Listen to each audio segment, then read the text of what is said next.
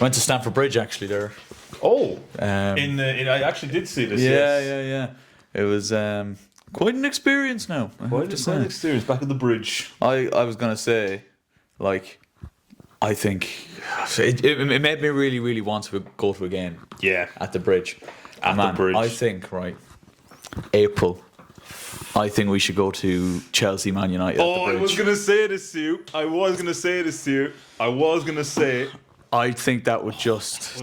be a fucking banger. Well, it's a long way away. We can still, like, look ahead to it. But Yeah. I think it would be an idea. I am more than happy to do Even just that. cheeky weekend, you know. Oh, Yeah. Is it in the bridge? Is this In the bridge, yeah. Yes. I mean, I'll go incognito, but I'll be there. Yeah, you will be there. Welcome back to The Verdict.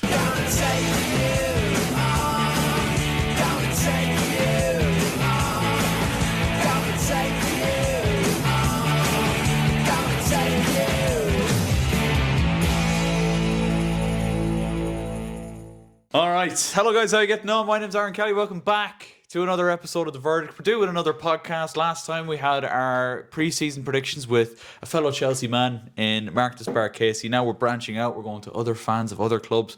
And believe it or not, I've been doing this series. I mean, obviously this channel is still quite new, but I've been doing this series since 2017. And this man has been in videos since 2017. But he's never actually made an appearance on The Verdict until today. It's Wow. our resident Manchester United fan, Jack Rewatch. Welcome to the show. Come on, thank you very This much. feels really weird having you on as a guest on my show. Yeah, this is like even a guess now would be it's Yeah. a stretch, like to say. Yeah. But welcome to The Verdict, man. Thank You ready very to talk much. some I shit about appreciate it. football? Absolutely. I mean, when it comes to talking shit, you brought in a heavy hitter now. I can't lie. Go watch the Residents- podcast, by the yeah. way, if you haven't. Co- Simon co-presenter. Maxwell episode coming up.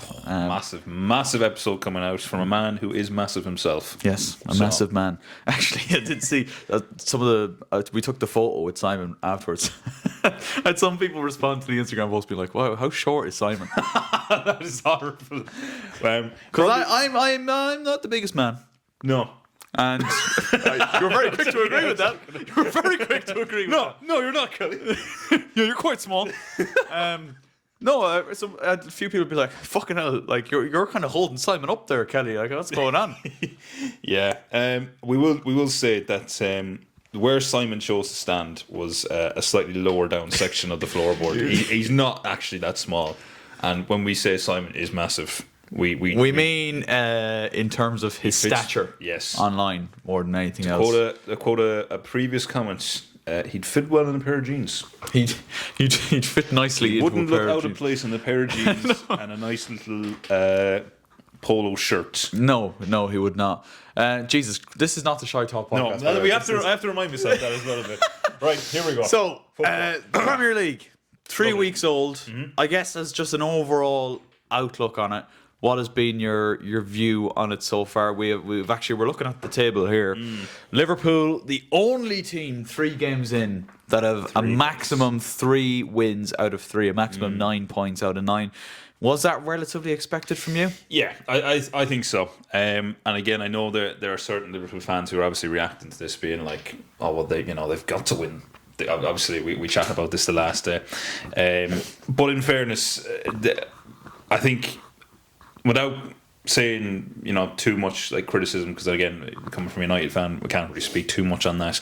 I think Liverpool to have 3 wins out of 3 without even having played outrageously good, when you look at that squad, is kind of an indicator of maybe how this season is going to go. I think a lot of people at the start of the season would have predicted Liverpool to, go on and win it again. So yeah, for me, nothing major in terms of Liverpool anyway. Yeah, I mean, look, they have got their 3 wins. They beat Bournemouth 4-2 on the opening day. Then again, it was Chiesa's goal that kind of proved like 4-2 looks nice, but it was 2 late goals. They were pegged back from 2 up against Bournemouth, same as against Newcastle. And then they beat Newcastle 3-2. The young lad Rio getting that goal. We love it. And then they get the 1-0 win against Arsenal, the free kick from Dominic Szoboszlai. What's a free kick? I will say, like, fairly defensively Shaky. suspect, I would say. For a team now that... Made two fullback signings this season. But I think they've signed Isak now, which I think obviously strengthens their chances an awful lot of going on to dominate this league this season. But I think, and I don't know if you agree with me here, missing out on Mark Gahey, well, I don't think it was their fault, but missing out on Mark Gahey on deadline day could prove to be crucial. Yeah, I agree with you there. I think, like you say, I think defensively Liverpool, there's been questions asked. Obviously the two signings that brought in Frimpong and Kirkes. Yeah, Kirkes. On paper, two very good signings, two very good players, both good. Definitely offer options offensively, as we've seen last season at Bournemouth with, or not Bournemouth, was it Bournemouth? Kirkes with Bournemouth, yeah. Bournemouth, Kirkes offered a loss. Frimpong's a very pacey fullback as well, isn't he? Frimpong is the definition of your attacking fullback. Yeah.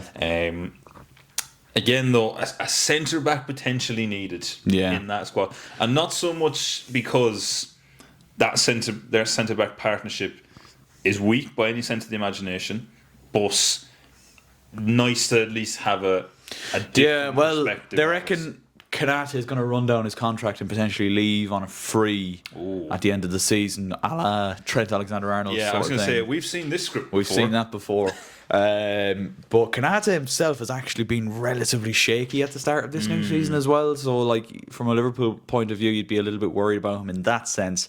Gahey is obviously a very established centre back. What do you think about the arguments being made online at the minute? Is like, was it nice guys finish last type thing, in the sense of the transfer merry-go-round, Isak, say, and Vissa, who refused to play with their clubs, refused to train. They got their moves. Vissa got his move to Newcastle. Isak got his move to Liverpool. Gahey did everything brilliantly, respected Crystal Palace, did everything by the book. Yep. And he still is a Crystal Palace player at the end of the window. Yeah, look, I suppose it's definitely a good point, isn't it? Two big transfers that probably, you wouldn't have seen overly confident on unless these players started pushing from the likes of the Isak and the Wissa.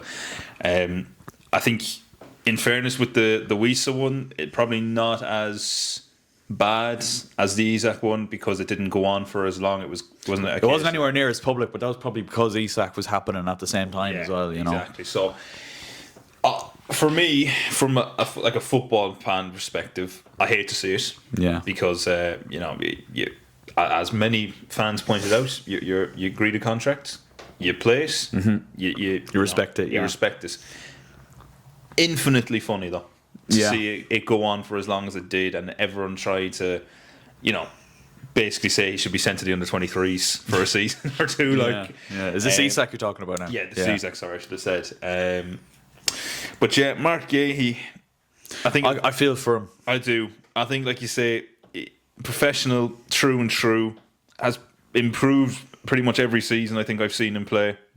And to be denied, is denied too strong a word? Well, they reckon Glasner was kicking up a massive fuss because Palace didn't have a replacement for him. Yeah. And the fact that it was getting down to deadline day, the likelihood of Palace getting a replacement in for him was getting slimmer and slimmer as the hours went on. And he apparently threatened to walk from Palace. I did hear this. If Gahey was sold. This is very much to the disgruntlement of all Liverpool fans. But, you can kind of see where he's coming from to a degree, but threatening to walk is maybe a bit of a stretch. But it's probably desperate times, desperate measures. Yeah, and I think you look at that Crystal Palace team as of right now. Like, they've lost Eze, they lost Zaha a couple of years ago as well. Elise has gone in the last couple of years as well. Elise has gone. Like, you're talking about really good, talented players. Like, whatever about Zaha, whatever about that. But Elise and Eze for a couple of seasons, they were looking like really good players. Yeah. You basically had a lot of that ransacked from Crystal Palace, and I know obviously Crystal Palace is one of these clubs, isn't it? Really, they kind of lose their best players when they come around. For not to offend any Crystal Palace fans, but it is kind of, I suppose, seen as a stepping stone to another. Yeah, it will be there's very, very few players. And that's just kind of the general hierarchy of clubs in England. Like very few teams would see very few players would see Crystal Palace if you got that kind of talent as the end goal. Like I don't think any of us really expected Eze to still be a Palace player by the end of this window. I really expected Gahey to go earlier. Should Liverpool have acted sooner in the window? And if they had have done, could they have had him? Now Liverpool have already spent a shit ton of money anyway, but I think regardless, they're probably going to get Gahey either on a cheap in January or a free in the summer. But we're talking about the here and now and this season. Do you think they should have acted sooner and just got it done? It's a very hard one, isn't it? Because I suppose, I suppose if you were to look at it at the start of the season on paper, Konate, Van Dijk, you would still say that's a pretty good centre back partnership. You've obviously lost, he shall not be named. He's gone on a free to Madrid, and then Andy Robertson. I don't know what the crack with Andy Robertson. Well, he's sticking around, yeah. But Kwanzaa has gone to Bayer Leverkusen as well. He's another kind of centre back option. Joe Gomez has stuck around. But like, my worry would have always been with Liverpool: what happens if one of them boys get injured? Van Dijk, and now Konate. I don't know what the extent of the injury is. He went off injured against. Was it Arsenal or was it Newcastle? He went off injured anyway. But like, that's the worry. And Konate has been shaky enough at the start of the season. Yeah. Anyway. Yeah. But so I suppose, when you look at it in that sense, there was definitely some. I think the second you're linked with a player like Mark Gahey, young lad, up and coming, has improved quite consistently over seasons, as I've said. Is he captain now of Crystal? I think he's the Palace captain. Yeah. Palace captain now as well. So again, England international playing for England well. the other night. There's very few reasons I could see as to why you couldn't have pushed it on a bit further sooner. I suppose, again, the argument's made, a lot of money spent, and I suppose the Isak deal, is it on, is it off? Maybe that plays into it. They're probably playing on their mind a little bit. But like, I will say this, and we said it in our kind of preview predictions video, myself and Mark. Liverpool, as annoying as it is from a rival fan's perspective, have been very, very good in this window, and they've done exactly what champions should do, and that is strengthen their starting 11 and their overall depth. But I just think if you're weighing up, especially with how well Ekitike started, if you're weighing up where the priorities lie, another striker on the top of that. I just think Gahey was a better, like obviously from a Liverpool kind of marketing perspective, you're like, oh, Isak's the big sign, and it's also this big saga that's been happening all summer. But like, I don't know, if I was Arne Slot and I was looking at my team and I was looking at, right, where do we possibly need to strengthen? Ekitike started well, we've still got good attacking options. Isak, yes, I'd love him. I just think Gahey would have been a far better investment now than Isak. Like, you still could have ended up getting Isak in January or the summer, potentially as well. So that's one thing I will say about this particular transfer with Isak, and obviously the length of time that it's gone on for and everything. Like, Ekitike, I thought has been very, very good. He's made a very good start. Do you know what I mean? Like, I can't really, as a Liverpool, I'm not a Liverpool fan, but if you're a Liverpool fan, you couldn't really have too much complaints about it. Like, I know, like, it's obviously good to have two high quality strikers and rotate one in and out every week. Yeah. But like, I mean, you got if I'm Ekitike or if I'm Ekitike, I can't even say his fucking name now. Fucking shit. Ekitike. Thank you. I'm gonna be fuming a little bit. Like, do you know what I mean? Yeah. Unless you're talking about, which they won't do, I don't think, but they're not gonna play two up top, really, are they? Well, it's hard to know. Like, and then I could definitely see a scenario where Ekitike or Isak plays off the left of a front three. That's potentially with Salah on the right, and then whoever's left down the middle. Ekitike does have that bit of flair about him. I feel that you could stick him on a he can dribble with the ball, but again, do a bit of a job. So can Isak. Like, looking at Isak at times would remind you a little bit of Thierry Henry, the way sometimes he comes in from the left and has that kind of curl and finish on him. So there's definitely that option, but I just think overall as an investment, he would have been my priority. Looking at kind of the wider scope of the league, yes, Chelsea are second. So far, 2 wins and a draw. I've been relatively impressed now at times. I still see those defensive frailties there. Palace on the first day, we were awful. Awful. Yeah. Was that at home or was that? That was away? home. Yeah. Oh, that is Like Eze scored a free kick that day that should not have been disallowed. Oh, I remember this. Yeah, for the push there was in a the wall push or on something, Caicedo yeah. in the wall, some bullshit. Like, even as a Chelsea fan, I was looking at that going, "There's no fucking way they can disallow just a that." bit of waffle, really, and they wasn't did, it? yeah. And next game, then you turn on the style. You beat West Ham 5-1. They are awful, by the way. West Ham. West Ham like, are in serious trouble. they're Graham Potter, like, surely in pole position for a. if Potter the El Sacco. makes it to Christmas, I'll be shocked. I could even see Halloween as being a Yeah, question. well, unless he turn. Well, he They actually, have got to win, didn't they? They beat beat Villa. Forest. Was it Forest Oh, or no, Villa? that's what I'm It was saying. Forest. Forest. But like they got that win, so maybe they could turn things around. If they'd lost to Forest now, I'd have been very concerned for Graham Potter. But Chelsea concede that early goal through Paquetá, and then there's a nice little comeback there. You get 5 goals. I thought Esteban Willian was very good in that game. he started very good. João Pedro has started very, very well as well. Neto's been good at the start of the season. A lot of players kind of carrying through their Club World Cup form. I do think at times Chelsea look tired, and certainly defensively. Like I think I would have liked to see Chelsea sign a centre back at the end of the window. Like absolutely. right now, we've got Tolson and Chalobah who are good, but I don't know if they're necessarily world beaters. Yeah, I was going to say, are they the boys you rely on when you come up against your big six? Yeah, it's hard to know. And then obviously more recently, I was actually I was actually on the train to Brighton from London when this game happened. Chelsea 2, Fulham 0. Look, again, we got very, very lucky with a goal from King for Fulham that should not have been chalked off. I don't know what the game is coming to. The game has never Like gone. he stands on Chalobah's ankle, but he's doing it while he's turning. He has the ball at his feet. I don't really know what else he's meant to do. You can kind of understand the frustrations there because, like you say, intentional or intense. Do you know? Yeah. Is there enough in that to say? I don't know, man. I don't know. But Very look, controversial. we take the win, but that's 2 games now that Chelsea have really gotten away with VAR decisions, so it kind of papers over a few cracks a little bit. I think defensively we have looked not great. We still have Bob Sanchez in goal. Sanchez. Listen, I'd stop the count now and I'd snap your hand off for second place. Like if Chelsea finished second, I'd be. That's a great job, I would isn't be it? fucking delighted with that. But I do think as we approach kind of the Christmas period and stuff like that as well, obviously that's still a little bit away, but those cracks might start to form a little bit. And maybe a lot of that is due to the fact that Chelsea did play in the Club World Cup through the summer, didn't really have much of a pre-season. No. So there might be a bit of tiredness and fatigue setting in there. And I do think Maresca was massively let down in the transfer window. Yeah. Massively let I down. agree with you. Like, yes, João Pedro is proven so far to be a very, very good signing. One I was skeptical of at the start, but like I think he really wanted Xavi Simons. Yeah, I think that's one that probably needs a bit of discussion, doesn't it? Like you say, because that was To lose for a what- player to Tottenham, your rivals respectfully, as well. Yeah, well, it's not great. Well, yeah, it's not great. No, it's it not does. great. It doesn't look. It doesn't look great. Especially when the board prioritised Garnacho over him.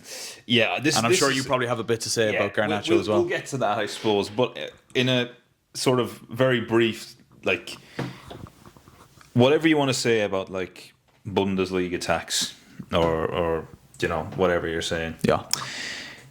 you put Xavi Simons and Alejandro Garnacho on the same wing in different games.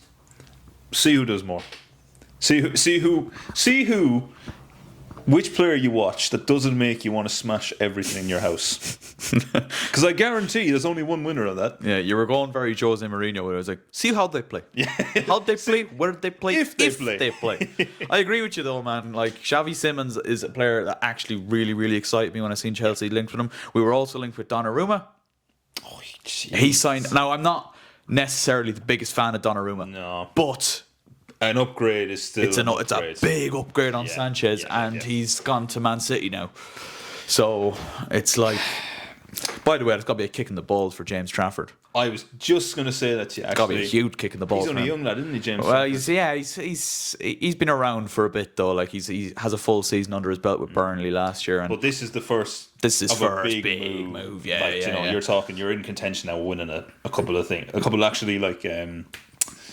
This is no offense to Championship, but Oh, big trophies. big Yeah. trophies, Like he's like, joining Man City, where he has a big chance of actually like winning things and really establishing himself as a number one in a top club. And then boom, he makes one mistake against Tottenham. Here we go. Maybe two mistakes against Tottenham. I can't quite remember. Again, and for the record, a Tottenham side that are going well. Tottenham have made a good start. Thomas going Frank, well. they lost to Bournemouth just before the international break. Bit of a shock. Bit of a shock, that one. But by and large, I've been very impressed with Tottenham so far. But And what a game to try and bounce back in as well. West Ham. yeah, West Ham. I mean, like, yeah, they should be West Ham realistically in Potty's their in next trouble. game. But she's calling Potty. Potty's in trouble. Yeah, you got to feel for Trafford a little bit. He makes a couple of mistakes against Spurs, and then boom, they just signed Donnarumma on deadline He day. becomes the cup goalkeeper. Yeah, he's ruined to the. Now here we go. We're getting into the spicy side of things. We are getting onto the spicy side of things. I want to just briefly chat about Arsenal, actually. Okay. Arsenal have made a decent start, 2 wins and the defeat to Liverpool. A lot of chat after that defeat to Liverpool. Yeah. About Arteta, him being a coward, going about these big games the wrong way, not necessarily trying to win, but looking to just survive and get a point at Anfield. Your thoughts on that? I mean, look, Arsenal. What year are we in of Arteta with Arsenal now? 7, I think. So 7 years of Arteta. And he's got a Community Shield, Oh, Warrior Trophy. the FA Cup, which was won during COVID to beat Chelsea at Wembley. No fans in the crowd, but it also wasn't his team. It was kind of Emery's team. So, do I count that? I'm not too sure. No. Look, I think I said this to you after the United game. You said it on the Shy Talk, actually. Did I actually about that? Yeah, you said that just Arsenal were very lucky, and I was actually in work, so I didn't see the Arsenal United game. I think I said this on the podcast as well. By all accounts, United very unlucky to not get anything out of that. Yeah, and we'll chat about that, I suppose, later as well. But again, I suppose we won't class United as a big six team at the minute. We'll come back to that. But Liverpool. If there was ever a time, if I'm an Arsenal fan, right, and I want to get a bit of confidence that this is going to be our season, that we can actually push on, because, like you say, sign Gyökeres, so now they have the striker, the quote unquote missing piece of the puzzle that they haven't had for years. Yeah. Right. So you've signed Gyökeres, no excuses now. You can't say there's anything wrong with that squad. We'll find an excuse, I'm sure, at some stage, but. Here's an opportunity to really kind of go and prove your quality. And again, not necessarily beat Liverpool, but give them a game. Give them a good game. Did we see that? It was a shit game of football. I'll tell you that much. Absolutely woeful. And like, I'm hearing Arsenal fans being like, "Oh, but like Liverpool, they didn't really threaten us." That's because you had fucking like 7 defenders on the pitch. You basically dropped 2 And midfielders back, or they played your wing like back. they had chances, but they played the most conservative football. Yeah, really kind of like. Do you know what? Do you ever actually watch? Do you ever play Football Manager? Yeah, a little bit. If you ever go like, I don't know what it's called. I think it's like, I can't remember the style of play. There's a certain style of play. It's like defensive, and if you do like tiki taka and play out from the back, it's just back and forth. We might ping a pass. Yeah. And then we go straight back. It's really sort of like nothing football. Yeah, It's like watching a training session. yeah. Do you know, sort of way. Like they signed Eze a couple of days before. Which I do think is a good signing. I think Eze is a wonderful sign. I think that's a good sign. But he didn't bring him on until the last couple of minutes. That is something. I was actually chatting to a fella in work who is an Arsenal fan, and he was kind of bemused by this as to why. What about starting? Okay, we'll let that aside. 45 minutes gone. Nothing really going on. Nothing really major. Game made for Eze, surely.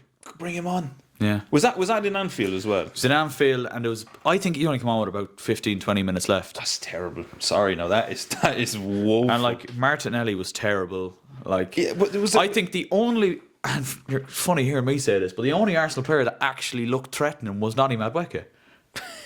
He was. which says an awful lot, I suppose. Like he had Kirkes on toast a couple of times, but he did what Nani always does, and he just has no end product. Like he looks promising, he has lots of pace, he's very direct, and then he'll just like either slow up and wait for the left back so he can try and beat him again, in which point Kirkes was able to get back at him, or he'll just like put a nothing ball into the box or to be blocked or something. So, but Nani, as if you're watching the game with your eyes, you're looking at Nani saying he's actually Arsenal's most threatening player. Yep. But you know, I could tell you he's probably not going to do an awful lot when he gets into those positions. The but dog like, is. you know, you could say, oh, it's Anfield, it's this and that. Like you said yourself perfectly, mate. And at this early point in the season where it might be relatively inconsequential coming in the end of the season, perfect chance to go for it. Yeah. Perfect chance. Absolutely. Like, in my opinion, right, lose this game, but play good. You're still giving a bit of hope, a bit of confidence to fans. Especially when Liverpool, by the way, conceded 4 goals in their opening 2 games. You know they can be got it. You know Kanate can be got it. You know Kirkes can be got it. Like, Kirkes has been poor defensively so far for Liverpool. And you know they're playing Szoboszlai at right back, who's not a fucking right back. So there's, you know, there you go. There's 3 frailties in a back 4. You got Van Dijk holding the whole thing all together, but he can't do it by himself. And oftentimes he has done, but like that can't always happen. And that's the thing as well, just very briefly on that. Poor old Van Dijk is probably getting a lot of stick because he is essentially the last man back and he has to try and deal with that shit. Yeah. Do you know what I mean? No offence, Liverpool fans, but no, I fully agree with you. I think, like you say, and go back to your statement, I think it was a case of you got to show a bit of balls at some level. Whatever, if like, I think, in my opinion, right, and I don't think, I doubt this will happen. I think this is really sort of last chance saloon for Arsenal to kind of go and do something. Maybe for Arteta. Yeah. Do you know what I mean? Like, if I'm... you're 7 of this. 7 years. But Arsenal fans, throw I do something. think, Do something. do something about Do it. something. I do think, though, Arsenal fans are still being relatively patient with him. And maybe this is me as a Chelsea fan who's seen fires and fires all throughout my life as a Chelsea fan.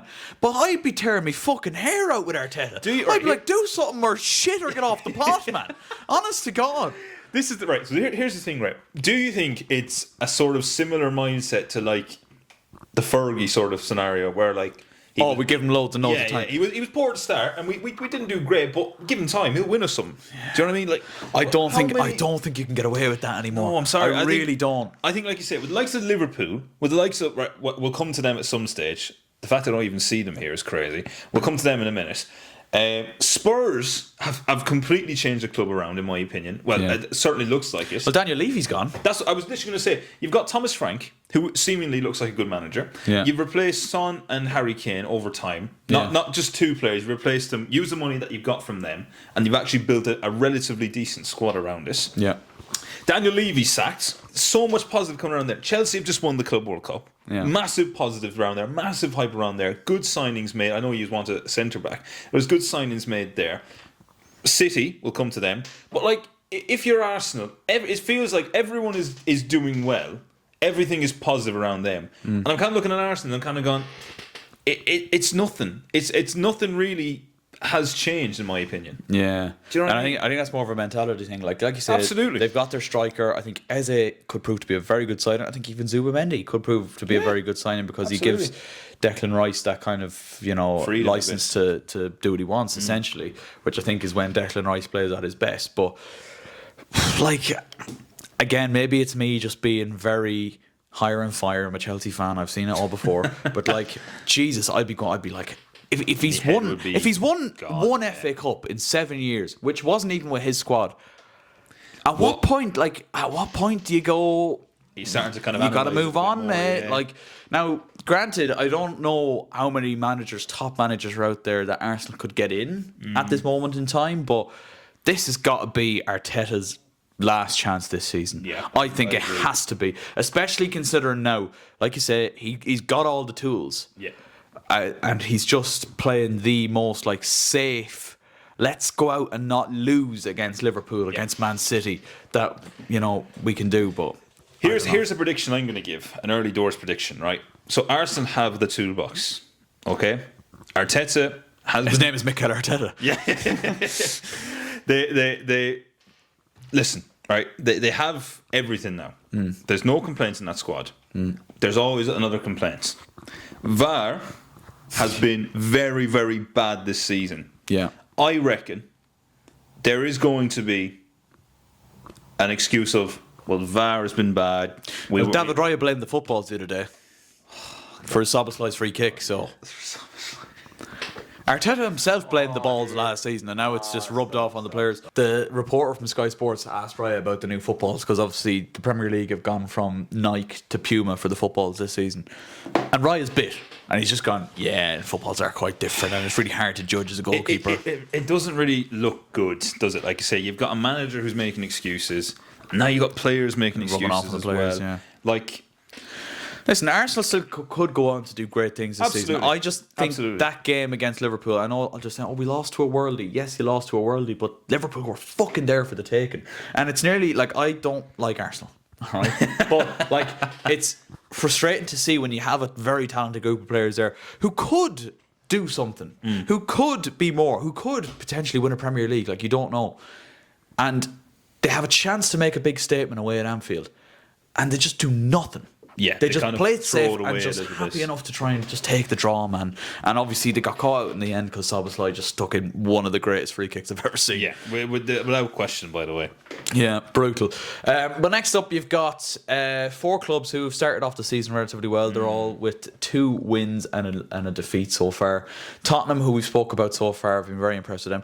Bold prediction for next summer: Harry Kane's going to go back to Tottenham. Oh, do you know what?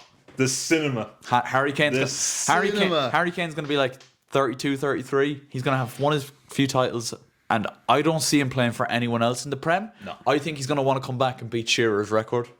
Oh. Because he's something like 50 something goals off it. Yeah. I think before he retires, he's going to want to come back to Spurs, and I think if he's going to do it, he's going to do it next summer. Yeah. So now there you go. that is a blockbuster of a fucking scenario. But yeah, that's what could happen. They've done well so far, Tottenham. Everton have been super so far. Can we just... Jack Grealish. Yeah, I was just going to say it, right? I'm going to hold my hands up here, lads. I have been known for Jack Grealish slander. I'm not Jack Grealish's biggest fan, all right? Particularly when he was at City. However, unbelievable start at Everton. He's been superb. He literally looks like he's changing the offensive output for Everton completely. Yeah. Do you know what I mean? Like, I think a few of us were kind of him and Han over like that Jack Grealish transfer to Everton. You know, is that the right move? If he keeps going like this, what a signing that'll be. Look, if he's continuing like this, that's up there. I think for signing of the season. Yeah. Player of the year potentially. That's what Jamie Redknapp predicted. Well, so far he's looking very good. But Jack Grealish is at his best when he is given the license to just fucking express himself. Yeah. And you seen it at Villa. And at City, I think he was turned into a robot a little bit in the sense that go down the line. Should I try and beat this man? Yeah. Should I tuck inside? Do you know what? I'll pass it back and we'll recycle and we'll go off to someone else and we'll just give it off someone else. Because that's what Pep does. Pep kind of looks to shift the opposition back and forth until there's an opening for that De Bruyne or someone to make that incisive pass. Grealish wasn't given that much of a license. Now he's at Everton. He just looks like he's being himself again. Yeah, and absolutely. I tell you what, in a World Cup year, that could be big for England as well, man. You know, we will see. Wasn't he left? He didn't go to the Euros in 2024. Oh, did he not? I don't think he did. So you know, he could be well back in amongst it for England. Sunderland. Now here is a team. Sunderland. Here's a team, boys. I love Sunderland, lads. I tell you something. The Greenwich is hopping down out of the sea. He's excited. I need to see this Sunderland till I die. It has to come back for this. So far, 3-0 win over West Ham.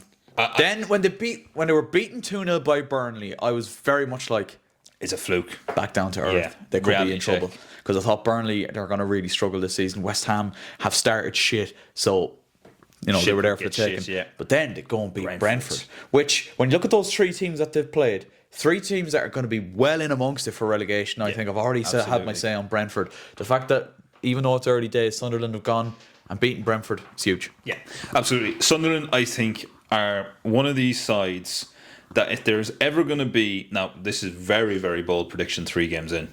And this will come back to... This will be a clip now. Coming back to slap and grieve. Oh, no. If there was ever a team I think are going to beat the drop, it's Sunderland. Do you think? I'll tell you why, right? Who were the other two? So Burnley and Leeds were the Burnley other and two, Leeds, right? yeah. Burnley and Leeds, in my opinion, are notoriously labelled as this sort of club that bounces between Championship and Premier League, like the Classic yo-yo club. yeah, the yo-yo club. That's the word. They're not good enough for Premier League, but they're too good for Championship, right? Those two clubs, I think, fairly confident if they go back down that they will feel they can get either win the Championship or get the automatic promotion spot. So it's a fairly lax sort of mentality. Sunderland are one of these teams that have been through the absolute shitter. They were relegated all the way down to League One. Back-to-back relegations. Had to dog around in fucking League One, had their team stripped, had to rebuild again, and then come up again, and then go into a playoff, which they weren't favourites in, that playoff. No, in they the certainly Championship. weren't, no. They were not favourites, and they still came through that adversity and came through. I think mentality side of things, Sunderland are dogged. I think Sunderland are the type of team that are going to pick up a couple of vital points in some big games. If they stay up as well, that's huge. That's massive. This is what I'm saying. Like, if they stay up, I genuinely think they will Cement themselves. Yeah, I think they can. I think if they do it right, if they did it like they did this season in the window, I think that they're onto a very strong.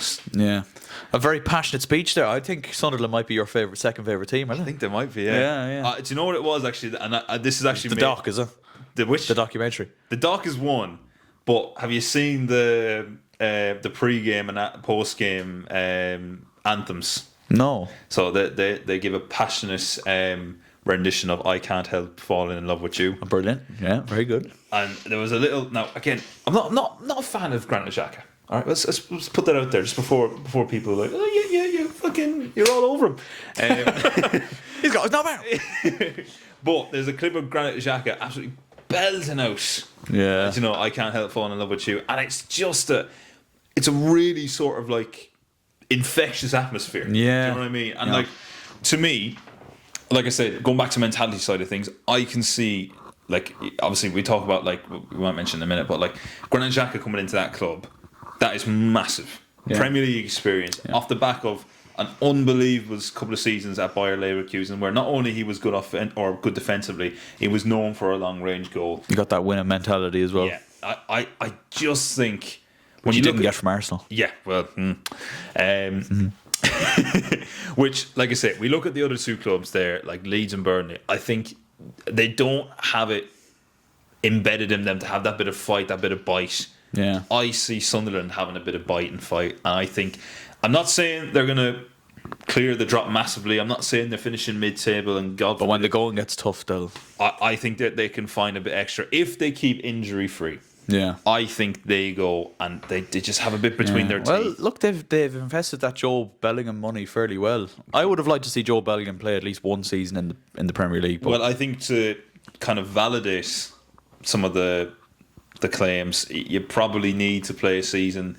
Now, whatever about Jude? I suppose Jude was the exception. I suppose a little bit maybe, but yeah, I think a season in the Prem to really cement.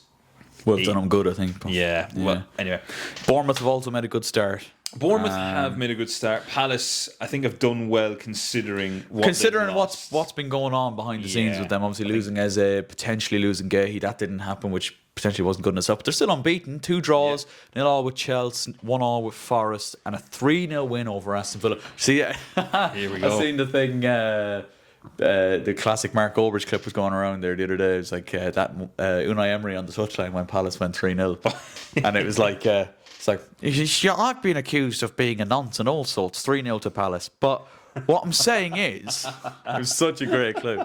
But Palace should be interesting to see now, obviously, post-international break, how they adapt to kind of Gahey and stuff like that. And I think what we say, Bournemouth and Palace are 2 clubs probably now you're looking at, it's going to be a struggle maybe to keep some of those players they've got, really, isn't it? Like Semenyo, I can see being snatched up by someone. Maybe not even a big 6, but I can see Semenyo being snatched. Yeah. There's a couple of players there for Bournemouth now that you'd be, and Palace, I suppose, to a degree as well.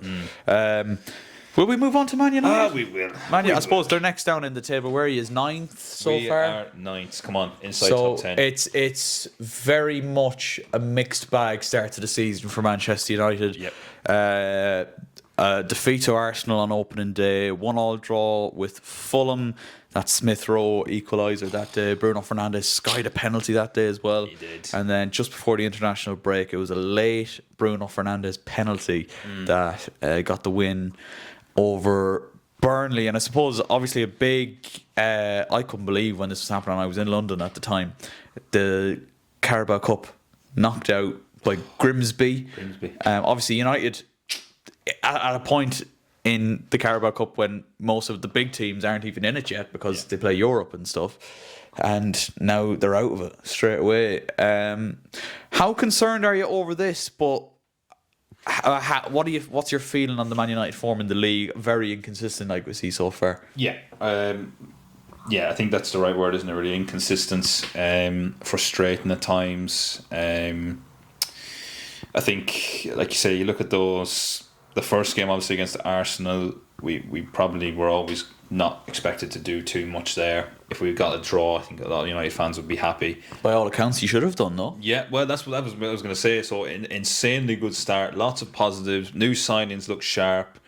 I think again a set piece goal, just stinks of Arsenal, doesn't it? Really, stinks of Arsenal. Stinks of United at the minute. We can't really defend. Set pieces, unfortunately, it seems. The Fulham one now, that was a bit more of a kick in the balls. Now I will say that kind of was a game we were looking at a lot. Kind of needed to bounce back in that one. Like whatever it being at Craven Cottage, like if you really want to build on that Arsenal game, that was a good place to do it. And by all accounts, we probably should have been 2-0 up at one stage, obviously with Bruno. And complaints about the referee bumping into him, lads. That was crazy. Yeah, day off. Just take it on the chin. Stop trying to. While we're on Bruno, actually, can I ask you a question based off the Saudi thing? Yes. Me and Mark had a big discussion over this in the predictions video. Obviously, maybe there's a little bit more hindsight to it now because we're 3 games into the season. But do you think Man United should have sold Bruno Fernandes to Saudi with 120 million on the table? He probably going to leave next summer. Is he out of contract? I'm not sure if he's out of contract. He's probably got another year. Yeah, a year or two. I think he's probably got some clause where it's like there's an add-on, something like that. But he's getting on. I know he's the captain. I know he still has quality moments in him. Here's my thoughts on this, right? I'm just gonna go out and say this, right? I definitely understand from the view of like 120 million upfront for Bruno Fernandes. Why wouldn't you snatch that? My problem with that is where Manchester United were. They lost the Europa League final. They had no European football. Very questionable as to where this season was going to go and where it was going to start. Could we have replaced a Bruno Fernandes quality of player? Me personally, and again, I'm willing to open it up to debate. I struggle to see a top quality sort of midfielder / playmaker want to come to Manchester United. Like, I think we throw back to likes of the De Jong incidents from ages and ages ago. Like Manchester United, they weren't fantastic in that season, but they were still. Frankie De Jong, was it? Yeah, Frankie De Jong. Sorry, I should have said yeah. We were still sort of. I don't want to say competitive, but we were there. We weren't down in fucking 16th, as far as I'm aware at that stage. And Frankie De Jong was basically like, no, go fuck yourself, essentially. Yeah. So I think if you were to look at it like this, there's 2 points to it. You're probably not going to replace Bruno Fernandes, but you are going to improve other areas of the squad. I did have a look before I came over, and Bruno, I think, has the most chances created in the Premier League at the minute. He's there or thereabouts for. I can't remember what the other stat was. He's still high up as a sort of a chance created playmaker. But yeah, I think I when it happened, I was very much on the fence. I would say, because obviously two sides to that argument that the money is there, but could we replace him? I just think. Could you have gone for a Xavi Simons if that money was in? Well, I'll tell you the only way it would have worked out is we would have had to throw a blank check on a contract and say, you write down how much you want. We'll pay you for the next 3-4 years that amount. Yeah. Because I can't see there's not enough in that squad at the minute to make a big player want to come. I think the only reason a big player comes to United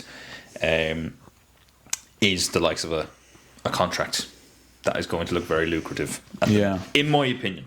Yeah. In my opinion. Well, look, I guess to slightly counter that, you still managed to get a Benjamin Sesko, who was someone that there was a good few clubs being linked with. Newcastle wanted him. Chelsea were linked with him at different points. Arsenal wanted him before Gyökeres as well. Well, not saying they wanted him ahead of Gyökeres, but he was before Arsenal signed Gyökeres. He was still in the mix. It was between two. It was, he was up there potentially for Arsenal.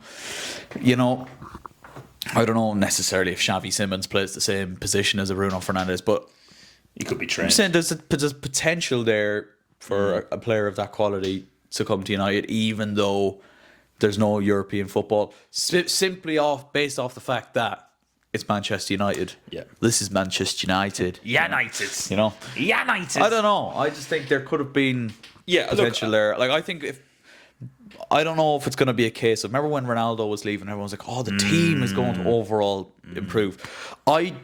People are saying that about Bruno Fernandes, and I don't know if that's necessarily the case, because when Ronaldo left, United didn't get that much better.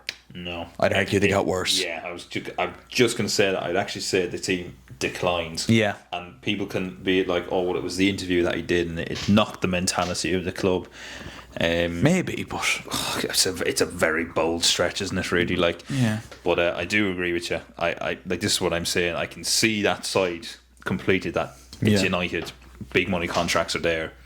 I don't know. I think it's a very awkward. I think reality is we would never know unless it happened. Yeah, that's the reality of it. Yeah, and he's still a player who, look, as you said, is very high up on the stats in pretty much every game that he plays. So you still have a quality player there. What's your thinking on Amorim? Because like, he gave us a generational meme against Grimsby with the tactics board on the rain. So he stuck with his usual formation that he plays, which is kind of like a 5-3, depending on, like, when you're defending, it's 5 at the back. So he basically played 5 at the back against Grimsby. He did. Should he have switched that up?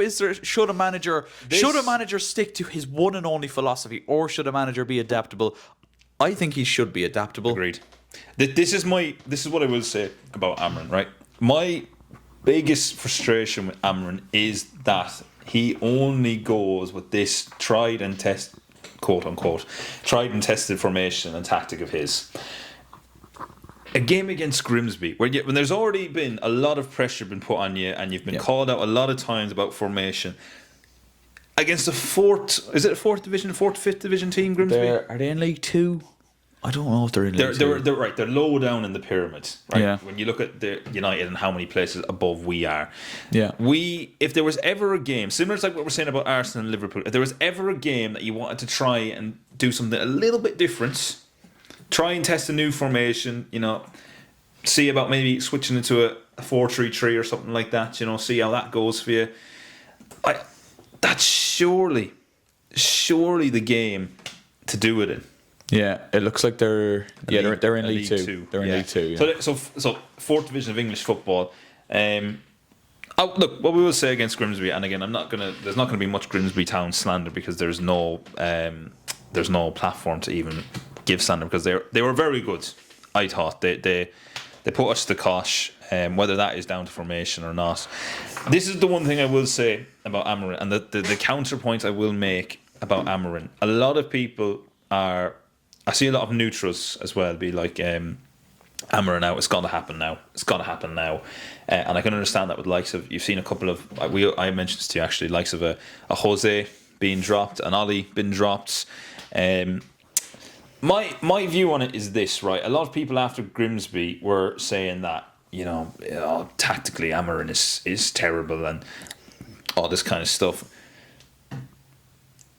Should players at Manchester United need specific instructions and tactics against Grimsby Town? Are we saying that players that are on whatever 80,000, 100,000, almost 3-4 times what these Grimsby boys are on need and are considered to be, again, by definition of what league they play in, how high ranking that league in the world is, do they need to be told what to do and how to beat a Grimsby? Like, if you're a winger or you're a striker in that team, do you need to be told to how to take on your man? Like, if I'm that starting lineup, this is the starting lineup here, right? If I'm the likes of Amad Diallo, Wow, there's a lot of big names in there. this is what I'm saying. Like, this is really poor. Like, when we see Yeah. actually the I starting didn't lineup. quite realise the that. only exceptions you can argue for, maybe Fredrickson hasn't really had a lot of first team. Heaven has. He's had featured in a couple of games last season. Yeah. He was there or thereabouts. If I'm the likes of Amad Diallo, who has been essentially stuck playing, You've kind of been playing a wing back role that's at what I'm times, saying, yeah. like, Which is here's- mental as well. Here's an opportunity now to go and fucking grab the bull by the horns and show, like, I was bemused. Yeah. To be honest with you. Like, obviously Grimsby were always going to be up for it, but Jesus Christ, the starting 11 for Man United was Onana, and then a back three. Onana's gone now, by the way. Fredrickson, Harry Maguire, and Heaven, and then really from this point on, it is just like Your standards. first team quality experience. Dalot and Dorgu as your wing backs, Ugarte in the middle of the park with Kobe Menu, and then a front three of Ahmad, Mateus Cunha, and Benjamin Sesko. Right. So Let's really quickly, right? Are we arguing that 2 goals that Grimsby got? Onana. Do you blame Onana for 2 goals? The second one, I think he literally drops it. He's come for it. He's dropped it. The other one, I think I can't remember. But I think they said it was savable. And then the penalties. Oh my word, lads! The penalty shootout. This gives me vibes of when The penalty shootout. Chelsea played Liverpool in the Carabao Cup final a couple of years ago, and probably should have won it. And Kepa did not save a single penalty and then missed his. Despite the drama that happened with. Yeah, there was like everyone took a penalty, including Queeveen Kelleher, who stuck one top corner. Then Kepa stepped up and pegged his over the bar, like kick out style. Similar vibes to that with Onana against Grimsby. So Onana, for anyone who didn't watch the game, lads, Onana, by definition, saved 5 penalties. He saved 5 of them. 5 of them! And 5 of them that he saved still went in the fucking net. Now, I'm no man of science or man of statistics, ladies and gentlemen, but if a man saves 5 penalties, he should save 5 penalties and they should not end up in the fucking net. So, I don't know what God ye believe in, lads, or what word or what's your fucking philosophy on life is, boys. But there is no feasible. Lost the head. There's no feasible way there should be any reason that man saved 5 penalties and 5 of them went in the net. Oh, God. I feel like that's been bottled up for the last like 2 weeks. That felt good. I feel like I'm lighter now. But here's actually going back to this. This is a funny thing I thought of the other day. So I don't know if anyone has seen on Twitter, but Manchester United's, I'm going to say Manchester United fans because really there's no other teams that care about Andrew Onana this much. There's been about a 2 or 3 or 4 minute video uploaded to TikTok. I think it's you might call it Prattman. That's the name he's been given. Na na na na na na na na Prattman. There you go. Prattman. Yeah, essentially. Prattman. So this is a 3 or 4 minute video detailing every mistake that Andrew Onana has made at the club, and there is numerous mistakes this poor man has made at the club. Very similarly, there was I'm going to call it a hate film made about David De Gea at the time that he was leaving the It was club. like an hour and a half long. Yeah. Every mistake that David De Gea has made in his illustrious career at the club. All right. Flash forwards 2 years from that being made, and Manchester United fans are crying in a way, like, "Oh, we should never have sold De Gea. De Gea was class. Similarly, I'm willing to put money at similar people that were contributing to this film. So here's my prediction. And I know Onana is shit, lads. I don't want Onana back. I did want De Gea back. I never wanted De Gea to leave, for the record. I don't like Onana. I think Onana is shit. I think Onana has to leave. Mm-hmm. If we don't improve our goalkeeper situation in the next 2 years, watch people say Andre Onana, and we're like, God, what we have with Andre Onana? He was the Champions League. Unreal. He was the best keeper in the Champions League when we signed him. Basically, when we signed him, they're going to look at the quality of player you signed and then be like, oh. Yeah. Manchester United fans, and this is, look, again, I love our fans. I'm not going to slander fans. Certain fans, we love to call out shit players. 2 examples: Fred McTominay, right? We slandered them. Absolutely slandered them, said they had to be sold. We did sell them. Fred went off. Now, I'm not saying Fred was outrageously good in, was it Fenerbahce he went to? I think so, wasn't it? Yeah, he was playing under Mourinho, wasn't he? He wasn't outrageously good under Fenerbahce. He was still quite good, though, for the Turkish league. But Scott McTominay, lads. Have you seen a picture of Scott McTominay recently? Mm-hmm. He's a stallion. I'd take my trousers down straight away if I see him. Coming out. I'm getting it all up. If Scott McTominay told me cut off my cock, I would. If Scott McTominay told me to jump, I'd say how high. I'd ask where and when. Put a time and a date down. Like he was he? I think he was the player of the season in Napoli last year. Not only that, he was the Serie A Player of the Year. For 2024-25. And United can have no complaints here. Player of the Year in the whole league. Yeah. By the way. That's outrageous. In his first season. United fans can't complain though. Because we've seen shades of this. Yeah, there was shades of this when we were seeing Scott McTominay scoring goals for us. Scott McTominay coming off the bench. Similar bit to Harry Maguire now at the minute. He's had a bit of a renaissance, Harry Maguire. He has. Yeah. So look, my point being is, we need to, I think, stop either slandering our players and then crying about them 2 years ago because we look like fucking when we do that. Yeah. We have to kind of just sit on the fence. We have to hold the L. If I see people wanting and crying for Andre Onana to come back to this club, I may step away from football for a while. I may have to do it. Leave the football for the football leaves you. Anyway, rant over. Summarise. Amarin, I think the formation things, yes, I think needs to change. He has to learn to change that. I don't think he's an overly bad manager. I think he's let down a little bit by the players. I think the players actually have to go out and win. His tactics, United are top in the league for goals or chances created. They have the highest XG of most clubs. They have the most touches inside the box out of any other club in the Premier League right now. I don't necessarily think it's all tactics. I think it's down to players needing to fucking go a pair of balls and fucking win fucking games. All right? Yeah. Onana going, great thing for the club. Don't want to see people crying about him leaving in fucking 2 or 3 months, right? Can't see it happening. Yeah. United, as and where I think they'll finish the season, very briefly, we're improving. I don't think we're improving enough. I think where we are now would probably be there or thereabouts of where we'll be. So that's ninth. Maybe. I think if we get lucky, we could maybe snatch a Conference League.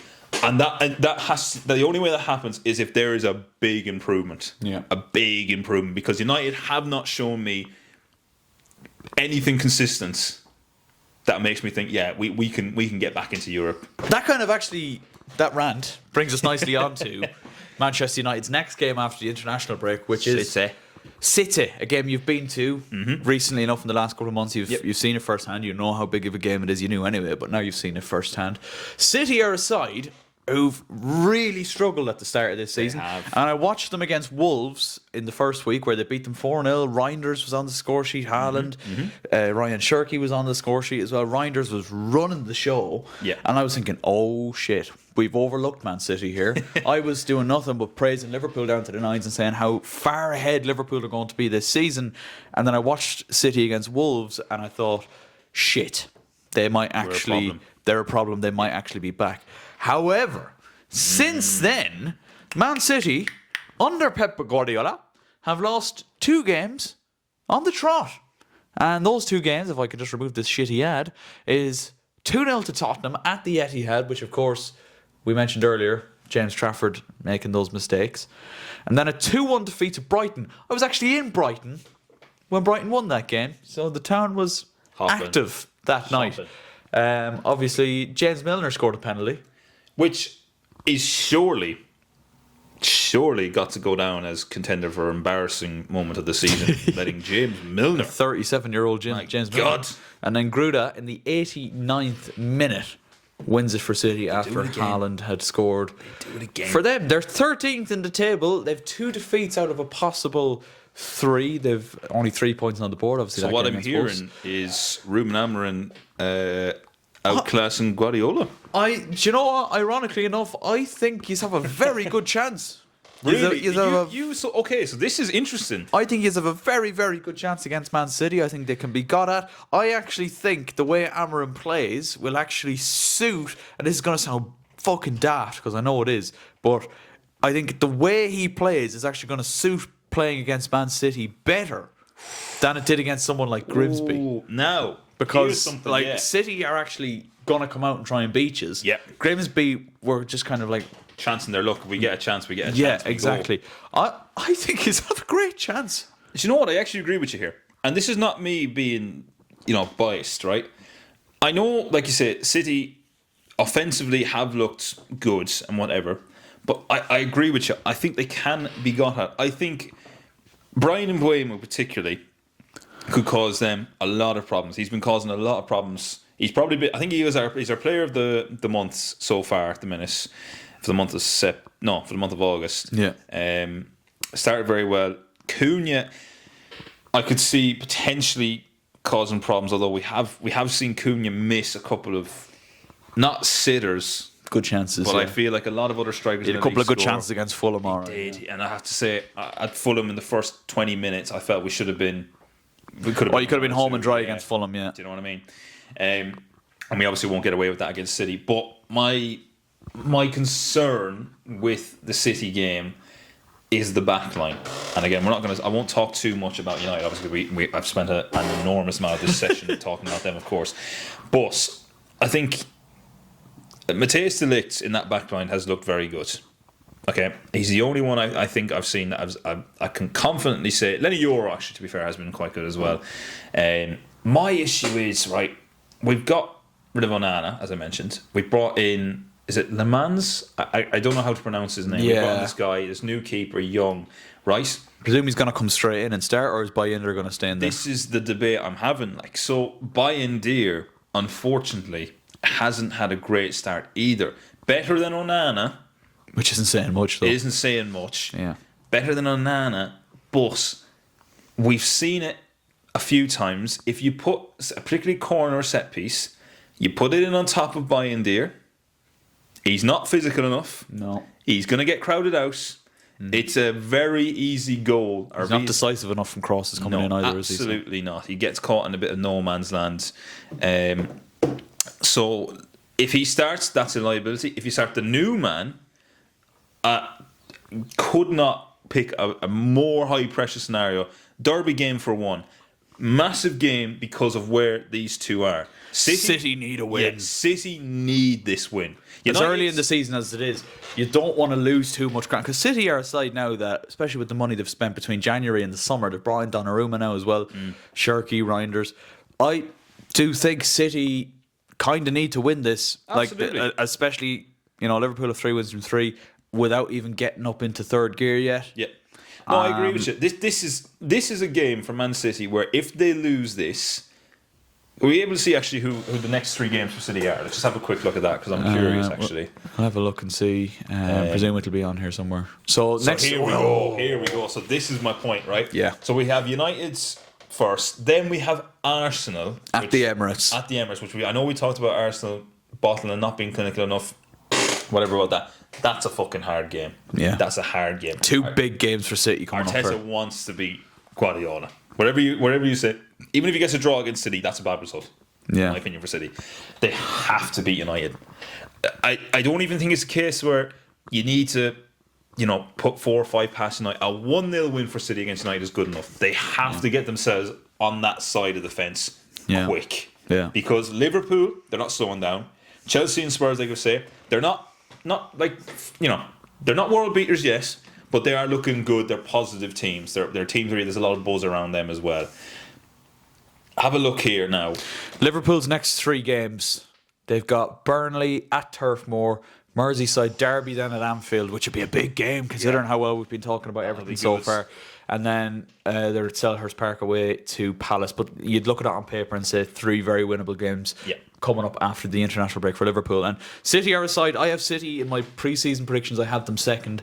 If they want to be up challenging Liverpool from these next 3 games, you're going to want to get 7 to 9 points. Absolutely. I think. And I really think like Burnley has to be a win. And then I think they have to beat at least one of United or Arsenal and then get a draw in the other one or win the other one as well. Because like Liverpool right now are like a well-oiled machine that haven't really even got started.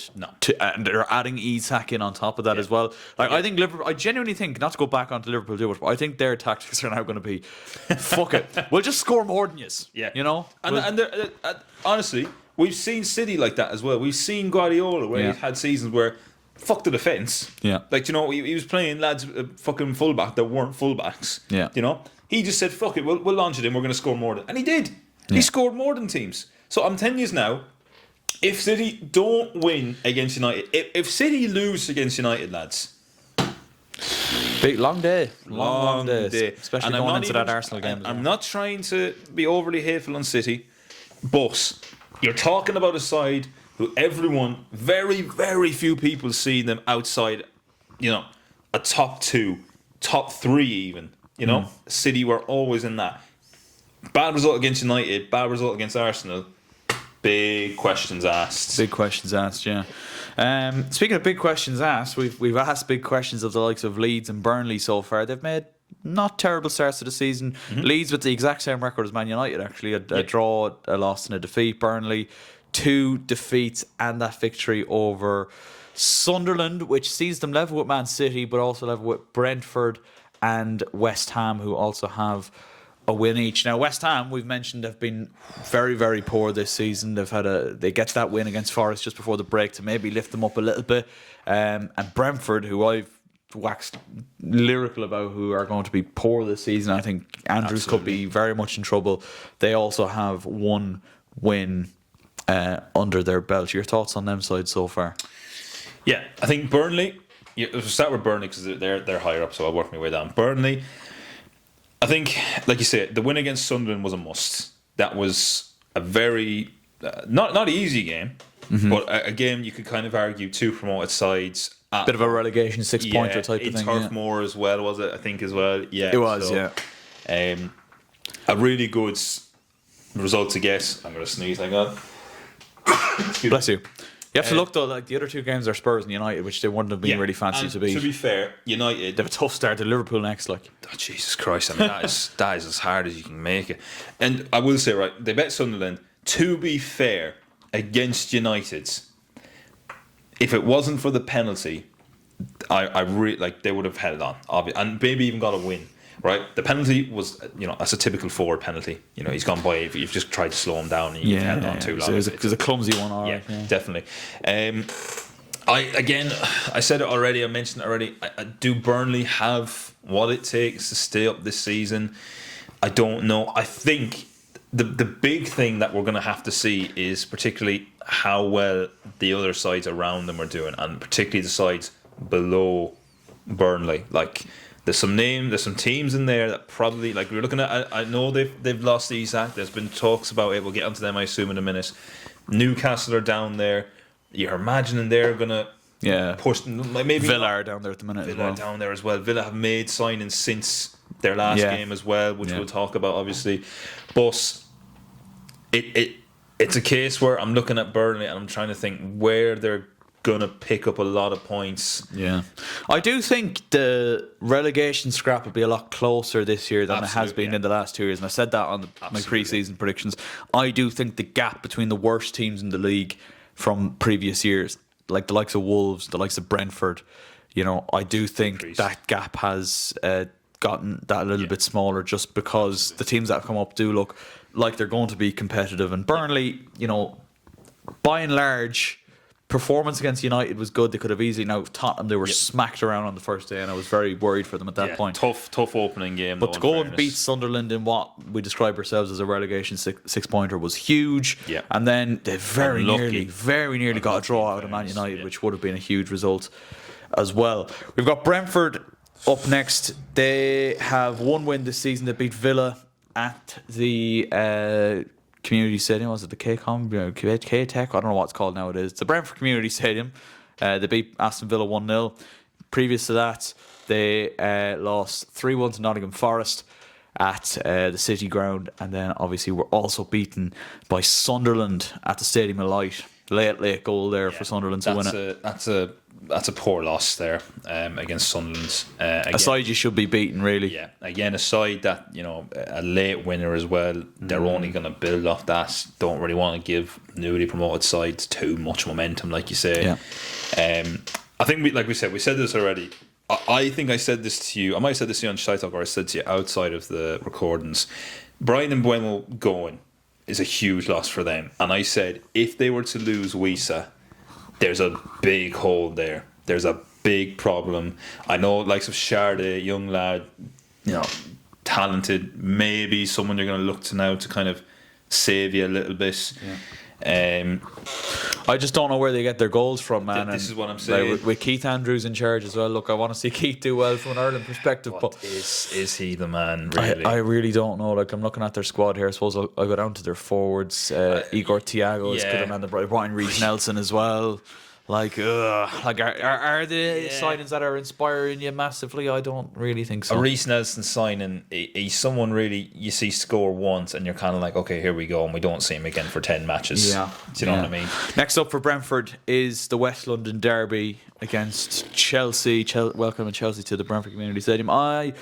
Brentford now in previous years have been a really sticky one for Chelsea. I don't know if it's only because of it being a derby and Brentford have always been up for it. I do think Brentford will give Chelsea a good game. Do you? I do. I don't think it's going to be the hammering that some people seem to think it will be. I suppose on paper, when you look at it, it's a hammering. Yeah. But when you delve deeper... I just think, with it being the derby, with Chelsea's record being so poor since Brentford have been promoted, I don't think it's going to be quite... I do still fancy Chelsea to win it, but I think it'll be a lot closer than people think, Yeah. But... yeah, that would be a big scalp there to get it, and one that they could need come the end of the season. West Ham also really, really struggling. Now, a big win against Forest last time out before the international break. Prior to here's that, a question for you, very quickly. Did that win save Potter? Do you think... I think it might have done, because... an international break coming up... It would have been the time to sack him, wouldn't it? It would have been the time to sack him. It's not as if he's a new manager coming in. He's been in there a couple of months now, probably closing in on a year now, is he? Closing in on a year in the West Ham job. But like, they conceded 8 goals and scored 1 in their first 2 games. 3-0 to Sunderland on match day 1, a hammering, and then a hammering at home to Chelsea, the 5-1. Even though they went in front of that game through Lucas Paquetá, who they managed to keep a hold of. Actually, he was being linked with Villa. But they get a big win over Forest there. And that could be the one. Shocker as well. That could be the one that saves Potter for the time being. It's bought him time, I would say. It definitely has got him time. Spurs next, though, after conceding 7 goals? I think you said 7. But they conceded 8 goals and then they scored 1, so they'll have a -7 goal difference. Yeah. Like coming in against Spurs. Now Spurs had a bit of a shaky game against Bournemouth. Thank you. Defeated by Bournemouth. Yeah, they're going to want to come into this game surely and make a statement again. Thomas Frank wants a good performance there surely. West Ham, I will say, our side that I'm looking at, I'm kind of going, if you don't fix it soon, you are going to be dangerously close to that relegation battle. A lot closer than you want to be. And definitely the wrong side of it, the way things are looking up. Because you look at the likes of Leeds, Burnley, Sunderland in the international break. None of them are in that drop zone. Like I said, all of them outside 15th place. I know points difference or whatever. It's all very much nothing in it really. It's just more so goal difference and head to head. Yeah, it's early days still. But I will say I've watched West Ham a couple of times. I watched them against Chelsea and I watched them the first game of the season, Sunderland as well. And I have to say, Defensively, there is a lot of questions there, and I think when you look at some of the sides in the Premier League, particularly, a lot of teams have very good offensive players. Even if, the Villa game, I think was a bit of a shock. I didn't expect that whatsoever. But yeah, West Ham need to fix it. And need to fix it quick. They do, and another team, really, you want to talk a little bit about Newcastle. You were kind of alluding to them a little bit earlier on. They put on a good performance against Liverpool. They came back against Liverpool and then lost, and they're still winless after 3 games. 2 0-all draws. 0-all against Villa, who are another team that are struggling, good, is it, really? and a 0-all draw against Leeds United, who again is a game they would have expected to win, to be a side that are looking to go up and compete around kind of the top of the table when it comes to Europe, and that is certainly what Newcastle seem to be backing themselves to do. They face bottom side Wolves next. What's been your thoughts on Newcastle so far? Yeah, look, I think the thing about Newcastle is obviously the main talk about Newcastle has been this looming cloud over the club, which was the whole Isak situation. A lot of negativity involved in that. You can imagine that's rubbing a bit off on certain players. Squad was looking very good last season. Everything was going well, and then you have your main striker, people, obviously someone who gets on well at the club, basically throw a temper tantrum and force his way out the club. It doesn't look good. I will say, and I can imagine that's fed into the squad a little bit as well. They've kind of been cooked by Liverpool a little bit, because Liverpool had started somewhere kind of like, right, we know you're after Ekitike. We want Isak. Either you give us Isak at this cut price, or we'll just go buy it. We'll just go buy Ekitike. And in the end, they got both. You're having none. You ran on TikTok, Jordan. Yeah. You're having none. Turns out they got both. Yeah, look, I do feel a bit for Newcastle. Obviously, they've started, I think, Anthony Gordon as their striker the last couple of days, and played Harvey Barnes. Yeah, well, they've got a new man up top now, and it's this big fucker, Nick Voltemad, who I think they spent something like 85 million on. Yeah, which is crazy. Look, I think it's a very... And they've got Vissa as well, of course. Yeah, I think that's a very brave signing going for Walt. This guy... Does anyone know anything about him? Well, he was a Bundesliga player. I just know he's a... World Bundesliga's been ransacked this season, hasn't it? He's a big fucker. He is, actually. But he's actually quite technical as well. Now, obviously, he's probably not to the same extent, but I've seen some people compare him to Zlatan a little bit. Now, that's a very bold claim, isn't it? Probably not to the same extent. But he's too happy about it. I have seen those comparisons made. Now, will he come in and have the same impact? He's a different kind of striker to Isak by most accounts that I've seen. But again, I'm not going to pretend I've seen an awful lot of them. I really haven't. So it really is just... Do you think, obviously with Wissa coming in now as well, is Wissa going to be your starting striker? Obviously, Prem-proven player. Yeah. So they've got to start this Voltemad. That's what I was going to say. Because they spent so much money on him. This is the thing. You spent that 80-something million recently. Yeah, I think it was something like 85. I don't know if that might be in euros. I don't know. You spent 85 million on a striker. You're gonna want to start him, and United are guilty of this as well. And I think people are saying this kind of feeds into this whole doesn't look good for Sesko that we chose to start like of Cunha, or we chose to start someone who's not a striker. Mason Mount played up front for one of your games as well. Very questionable decision, I will say, by the way. Not starting your big money signing doesn't give off the best vibe. Now, I know obviously a little bit different here for Newcastle. I'm not saying it's the same as United, because Wissa's coming in, Prem proven. They probably start him against Wolves next game, and then maybe bring kind of slowly bleed kind of Voltemada into that setup. But they've got Wolves next. Perfect chance for them to get their first win of the season, I think, and I think they will.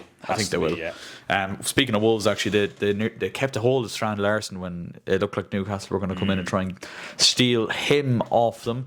Fulham, Villa, Wolves. That's your relegation zone at the minute. Fulham have the exact same record as Newcastle. They're only behind by a goal on goal difference, so that's the only reason they're in the drop zone. But they got a 1-1 draw against Brighton and a 1-1 draw against Man United. And then, as we said earlier on, very unlucky to be defeated 2-0 by Chelsea at Stamford Bridge in the derby. I think Fulham will be just fine. Yeah, I agree with you. I will say, I think the key word you'd be saying about Fulham is unlucky. I think they will be fine. I think you look at some of the other teams around them. There's a lot more question marks around those teams, like West Ham and Brentford and Burnley. You know, Burnley will drop into it as well. And I think, like I say, I think they'll be all right. I think I wouldn't be too concerned about Fulham. I think just like you say, give them a few more games. If they're still thereabouts now after maybe game week 6, 7. Yeah, a bit more questions to be asked. But after 3 games, you're saying 2 draws. Very unlucky. I think they could have easily got a draw or beaten Chelsea if on another day if referee decisions weren't fucking all over the place. You could argue as well United potentially there for the taking as well. Once they got that second one, the heads definitely dropped a bit. Yeah. So look, I think Fulham will be fine. Yeah, I really do. They've enough Prem proven players there.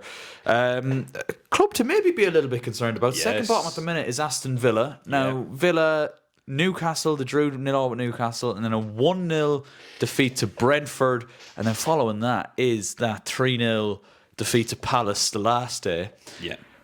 Villa are in a bit. Everton up next, by the way. Which again, an informed Everton. A couple of years ago, you maybe were looking at Everton licking your lips a little bit. This is an informed Everton. I think you're looking at some of these players. I think they've made some decent acquisitions. Jesus Christ. Accusations. Acquisitions.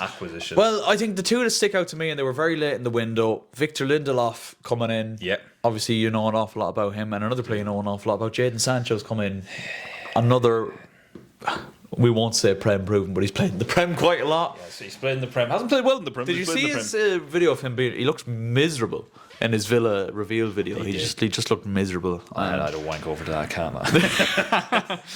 So yeah, like they're really the only Harvey two. Elliott as well, actually, up in Harvey Elliott's another one. Yeah, good shout. Yeah, Harvey Elliott's come in. Look, this is what I will say. So I'll speak on you mentioned Victor Lindelof.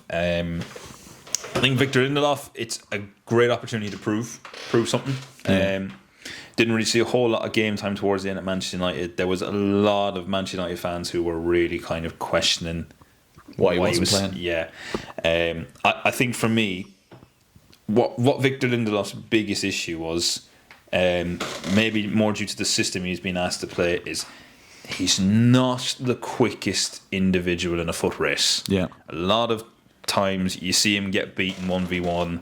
I think he's not too bad in the air. He can make tackles. Mm-hmm. He's all right defensively, but just 1v1 and pace, I think he lets him down. Now again, that could be down to other factors.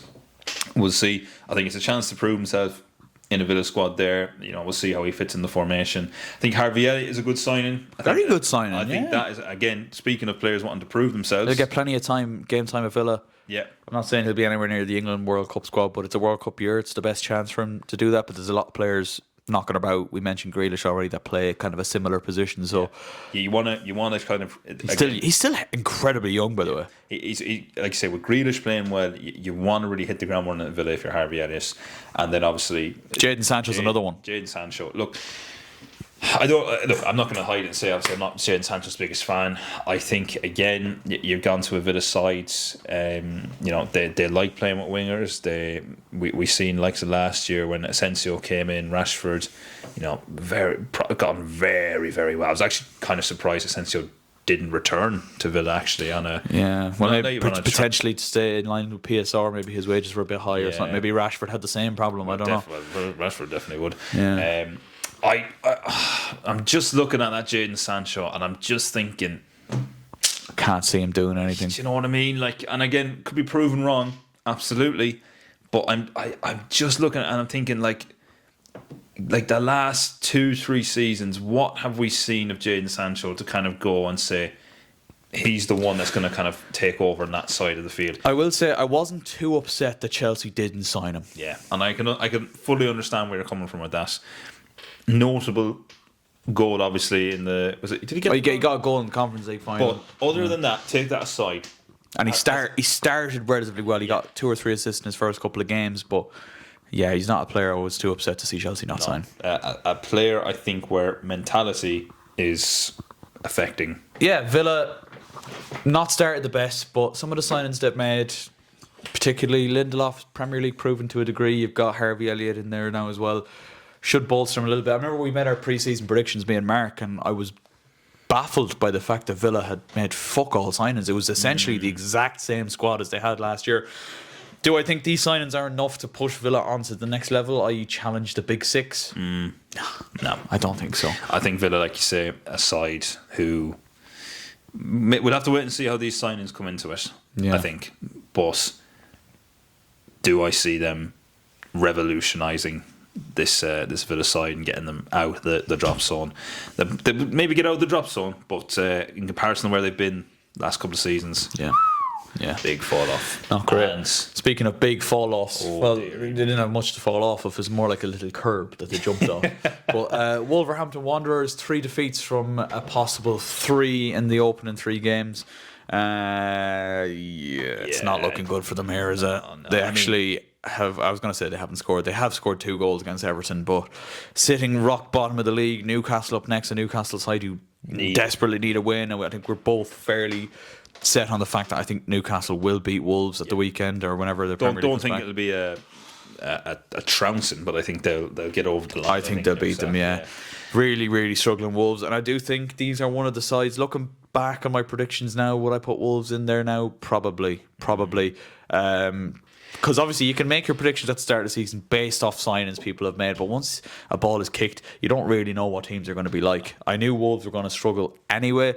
I just think they've looked a lot worse than even I've thought they've gone. Now, there's still lots and lots of time to turn it around, but I think they're going to be well in amongst it. Yeah, I think miraculously keeping hold of Strad Larson is It's their big hope, isn't it? yeah. That's what I was going to say. You're kind of banking, and I do think Strand Larson is a fucking good player. I actually really like watching Strand Larson play football. I think maybe is he as clinical a striker as some other lads in the league? No, but I just think he pops up in these really good positions. I tell you, a massive reason as to why potentially you're struggling putting that man at number 2. We'll talk about him in a second. We will talk about him in a Matt second. fucking Doherty. Wow. I'm looking at this squad right now and I'm thinking Who are that you? looks like a squad that's going to get relegated. And no offense, but a couple of names there, kind of looking like, who are you? Do you know what I mean? Like, I've got Arias there, Joao Gomez, Bellegarde, potentially. Like Strand Larson's the big one. Huang is on and off. Like he's very on and off, actually, isn't he? the defense is poor as well. I just think they're going to really struggle. Yeah. I really do. I just can't, like you said, you just can't see any sort of, other than Strand Larson, maybe maybe yeah. someone in that midfield there, like your Arias or Bellegarde, like the very, very few They're positives. very light, aren't they? Yeah. I think there's not much difference between them and like a Leeds or a Burnley Fully agree or, with you. or a Brentford. This reeks of a newly promoted team. Reeks of it, yeah. Do you know what I mean? Yeah, it does. Real couple of names and in a there. side that hasn't really signed anyone. No. All No, that, no. all that impressive. So, Best of luck to yous. Best of luck to you. That do you know what? That kind of perfectly. I still do want to do kind of weekly verdicts like I used to do, but that kind of puts a nice little bow on the first 3 weeks, and it makes up for not making any videos on the first 3 weeks of the season. So, massive. We'll finish off. We are in the middle of an international break. We're actually between Ireland games right now. 2-2 draw against Hungary the other night, and I actually will make a shorter video after the game against Armenia tomorrow night. So this will hopefully be good. This verdict will hopefully go out tomorrow at some point at lunchtime or something. Maybe. Please God. Wow. 2-2 against Hungary. Did you watch the game? Did you? I tuned in and out of it, I'll be honest. Yeah. Because I kind of seen we conceded quite early, and I was like, oh God, here we go. Here we go. We're back again. We're back. The boys in green are back. The red card I didn't see. Now, what was the? It was a bit. It was violent. It was violent conduct. Okay. So up to the discretion of Salah, who got the red card, basically didn't get a foul that he wanted, and then he lashed out at fucking. It wasn't Cullen. Who was it? Might have been Jason Knight. I can't remember. But he just lashed out at him. Now he goes to try and stamp on him, and he misses him, and then he swings it like an elbow at him. So I think it was like a lot of people look at it and say he doesn't actually make contact, but the intent was there to he went to try and stamp down the back. I think it was Jason Knight's calf. The argument you make in a situation like that is if he's let go on How long before he does some serious damage? Yeah. in a And game like that was the this. catalyst. Obviously, Ireland got their goal right. Obviously, conceded 2 very early on. By the way, one of the worst first halves of football I've seen in a long time. that. Ireland were shocking, and him, Matt fucking dear, Doherty dear, in particular. dear. He should be left on the fucking team bus, mate. Leave him in the hotel. Don't even bring him to Armenia. The thing about Matt Doherty is it's hilarious that we're saying about him particularly, because has this not been a common theme over the last number of seasons? It has been a common theme, but I've a fucking bone to pick with Heimer as well. You have Ryan Manning there, who he's a championship player, right? Granted, he's playing with Southampton, but he started the season very, very well with Southampton. Yeah. He got that fucking free kick against Wrexham. He started off very, very well. He's playing Ryan Manning, who's a left back, left of a front three. And he's playing a right back who's shit at right back. Come on. At left back. Come on. And then he's playing O'Brien at right back, who has played at right back for Everton, I guess. But like, he's a big fucking JCB. He's the one you want at centre. Yeah, like, he is. He's the fella you want in the but you don't want. He's not the guy you want putting the crosses in. no, God, You know? no. I just don't. I didn't understand that selection. Very, very frustrating selection. And again, in a game where we have to win, or we have to get something out of it. You can't lose, really. Can't I know lose. it's only the first game of World Cup qualifying, but Because the reality is now, like I think I was saying this, and again, you can correct me if I'm wrong, but is it just a one round, or is it we go you again? play everyone twice. So again, You got to play Hungary away. I think that's our gotta- final game is Hungary. play Hungary away. But you've got Portugal home and away coming up as well. Portugal, I think I said this is the thing. What we concede against Portugal, I think defines Could prove crucial, yeah. I think defines whether we go through or not, either in a playoff or whatever. Yeah. But like, I just now credit where it's due. He must have said some incredible words at halftime, because Ireland came out a different side second half to get that early goal. Lucky goal for Evan Ferguson, but we'll take it. Then the red card happens, and from that point it was a complete onslaught. And you were just thinking, Jesus Christ, are we going to manage to just bundle it over the line? Eventually, Adam Ida comes off the bench. Great ball from the left hand side. He comes in, meets a beautiful header back of the net, 2-2, and could have potentially won it after that, but there was not an awful lot of time left. I'd have taken a point before kickoff. Agreed. Yeah. I'd have absolutely taken a point before kickoff. But all of it's irrelevant if you don't beat. Yeah. I'm not talking play for a 1-0s. fucking draw. Yeah. Beat Armenia. I'll take a 1-0. I'd take a 1-0 against Armenia. Beat Armenia on Tuesday night. You've got to do so. I think that draw and a late winner as well. Nice feel good factor. Good foundation set. Now fucking go into this Armenia game hell for fucking leather. Beat them. Yeah. Just beat them. Yeah. Don't, not a case of like set up. Don't fucking fear them. Just fucking go. Like, Yeah. take them on. Fucking beat them. Like, say, me personally, I know this is very optimistic coming from previous results. I'd love a 2-0 win. Yeah. If we got a 2-0 win, a statement of intent against Armenia, there's a lot more confidence, and whatever, Portugal will be Portugal. Do you know that game will be whatever. If we The most you can hope from those 2 Portugal games is a point. I think that is the absolute minimum I think we could hope for. And again, a point, and if we do lose, we try and keep it under maybe 3. Yeah. we To try and keep the goal difference down. Yeah. Because again, that could come into it, and we've seen it come into it before. Yeah. So look, frustrating first half. Question marks over a couple of things like team selection. Bundle it over the line. Armenia now has to be a win.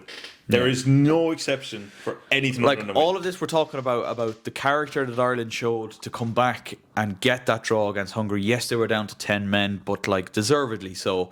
You still got that goal at the start of the second half. You gave yourself the platform. You came back and you got the draw.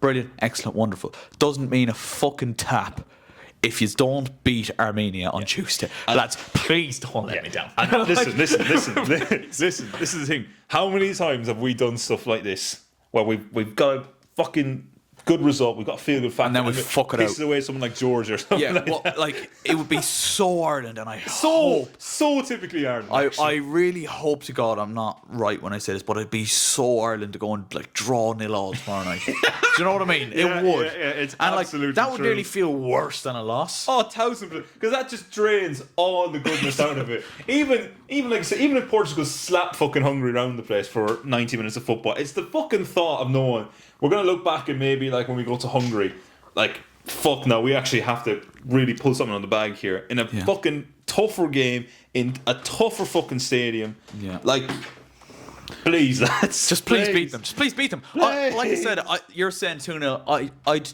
take a 1-0 and run. Absolutely. I would. I'll go. My ideal scenario is a 2-0 win. But if you give me a 1-0 win, I go out in the fields and frolic for the evening. Like, you know, I wouldn't give a monkey's. Yeah. So hopefully please leave Matt Doherty in the hotel. Don't put him on the pitch. Do not. Like, don't play a fucking decent left back at left wing and a right back who's shit at right back at left back. Because, like, he's a shit defender and he's a shit footballer in general. Leave him on the bench, Heimer. Leave him on the bench. All right? And that's where we'll wrap it up. All right? Brilliant. Well, thanks to Mr. Greenwich. Thank you for coming on today, thank you. sir. It's been an Privilege as absolute always. pleasure. And we'll definitely get you on it once again, like I said to Mark. I do like these longer form kind of podcasts where I'm getting a guest on and kind of chatting.